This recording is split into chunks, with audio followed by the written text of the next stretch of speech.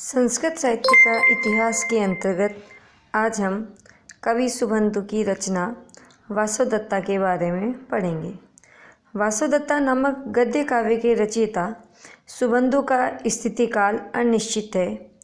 कुछ विद्वानों की धारणा है कि सुबंध बाण के परवर्ती थे। सुबंधु कई शब्दों, पदों तथा घटनाओं के लिए बाण के ऋणी हैं।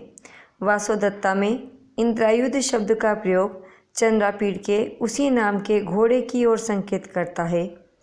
महाश्वेता और कादम्बरी अपने अपने प्रेमियों की मृत्यु पर प्राण दे देने का संकल्प करती है, किंतु आकाशवाणी उन्हें ऐसा करने से रोकती है। वासवदत्ता में भी अपनी प्रेमिका के खो जाने पर कंदर्प केतु की ऐसी ही स्थिति दिखाई पड़ती है। साथ ही बाण ने हर्षचरित में उस वासवदत्ता का संकेत किया है जिसका उल्लेख पतंजलि के ग्रंथ में है। इन आधारों पर कुछ विद्वान सुबंधु का स्थिति काल बाण के बाद मानते हैं। उक्त मत के समर्थन में कोई निश्चित प्रमाण उपलब्ध नहीं है। टीकाकार भानुचंद्र 1600 ईस्वी के अनुसार बाण ने अपनी कादम्बरी की अद्वयी कथा कहकर वासवदत्ता और बृहत कथा की ओर संकेत किया है। महामहोपाध्याय काणे महोदय ने सप्रमाण दिखाया है कि बाण सुबंधु के परवर्ती थे तथा उन्होंने हर्षचरित में सुबंधुकृत वासवदत्ता का ही उल्लेख किया है। वामन 800 ईस्वी ने अपनी काव्यालंकार सूत्रवृत्ति में सुबंधु की वासवदत्ता और बाण की कादम्बरी से उदाहरण दिए हैं। अतः यह दोनों ही 750 ईस्वी पूर्व हुए होंगे। कविराज 1200 ईस्वी ने राघव पांड्य में सुबंधु बाणभट्ट और स्वयं को वक्रोक्ति में कुशल बताया है। ऐसा जान पड़ता है कि कविराज ने इन तीनों नामों का स्थिति काल के अनुसार यथाक्रम उल्लेख किया है।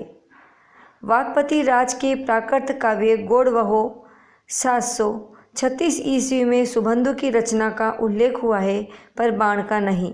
इससे यही निष्कर्ष निकलता है कि वाकपति के समय में सुबंधु की पर्याप्त प्रसिद्धि हो चुकी थी, पर बाण अभी तक अप्रसिद्ध ही थे। इस प्रकार सुबंधु बाण के पूर्ववर्ती प्रमाणित होते हैं। श्रीकंठ चरित में सुबंधु और बाण की एक साथ प्रशंसा की गई है। 1168 ईस्वी के एक कन्नड़ी शिलालेख में सुबंधु के काव्य कला कौशल की प्रशंसा है। सुबंधुकृत वासवदत्ता के वर्णन में तथा भवभूतिकृत मालती के वर्णन में पर्याप्त साम्य दिखाई पड़ता है। जैसा कि पहले कहा जा चुका है, भवभूति ने कालिदास के ग्रंथों से अनेक शब्द तथा भाव लिए हैं।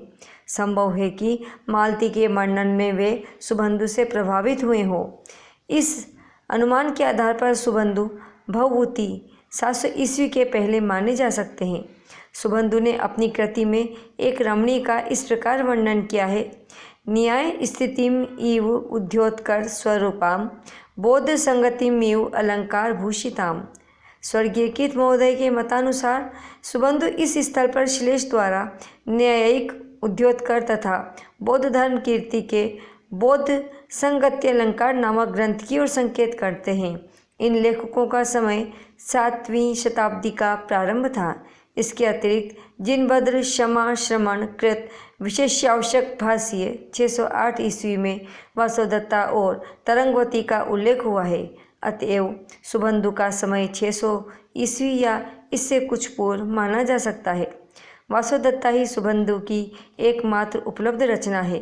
सुबंधु की यह कृति संस्कृत गद्य काव्य के उस रूप का प्रतिनिधित्व करती है जिसमें कथानक अति लघु रहता है, वर्णन विस्तार का प्राधान्य होता है तथा पांडित्य कल्पना का स्थान ले लेता है।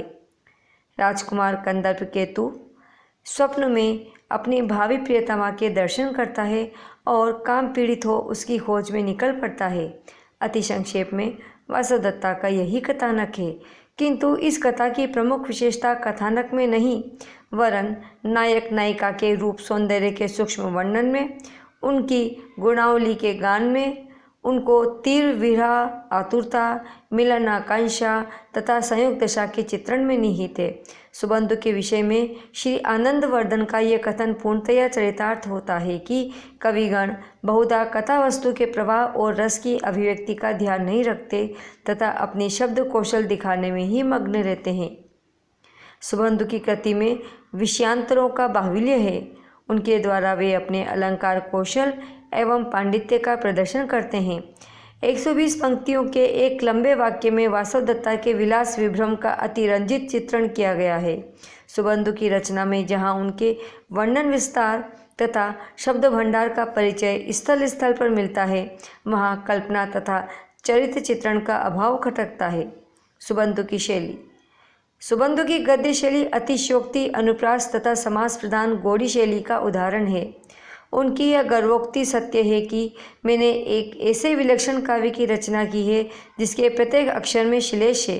उनकी रचना श्लेष तथा विरोधाभास का ऐसा दुर्गम महाकांतार है कि उसमें वास्तविक काव्य सौंदर्य को ढूंढ निकालना कठिन हो जाता है। अलंकारों, दीर्घकाय समासों और पौराणिक संकेतों के प्रयोग में वे औचित्य की सीमा का अतिक्रमण कर बैठते हैं तथा इस कारण रस का आस्वादन दुर्लभ हो जाता है। दंडी में वीरता, विचित्रता और श्रृंगारिकता का स्निग्ध एवं रमणीय चित्रण है, किंतु सुबंधु चित्र काव्य लिखने के फेर में पड़कर इन रम्य भावों का सफल अंकन नहीं कर सके हैं। स्थान स्थान पर नए रंगों को भरकर उनने प्रत्येक चित्र को अति विचित्र बना डाला है। उनमें न तो दंडी का हास, ओज और वैचित्र्य है और न बाण किसी कल्पना शक्ति और वर्णन प्रतिभा ही।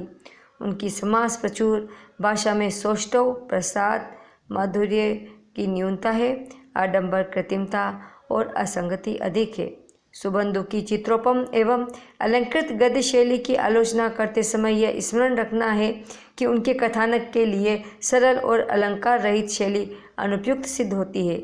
श्रृंगारिक वैभव के चित्रण में, तीव्र मनोराग की अभिव्यक्ति में एवं प्रभावोत्पादक वर्णन में पंचतंत्र की सी सरल शैली सर्वथा अप्रासंगिक होती। यह दूसरी बात है कि सुबंधु अलंकारों का मात्रात्मक प्रयोग कर अपनी शैली के लालित्यमय प्रवाह की रक्षा नहीं कर सके हैं। एक ही क्रिया पर आश्रित विपुल काय वाक्य की रचना करने में सुबंधु अद्वितीय हैं। साथ ही वे आवश्यकता होने पर छोटे छोटे वाक्यों का भी विशेषकर संवादों में प्रयोग कर सके हैं। उनके समासों में एक प्रकार का स्वर माधुर्य है तथा उनके अनुप्रासों में संगीत है। वामन भट्ट बाण ने सुबंधु को इस प्रकार से कहकर प्रशंसा की है। प्रतिकृति भेदन बाण, कविता तरु गहन विहरण मयूर, सहृदयो लोक सुबंधुर्जयति, श्रीबत बाण कविराज। धन्यवाद।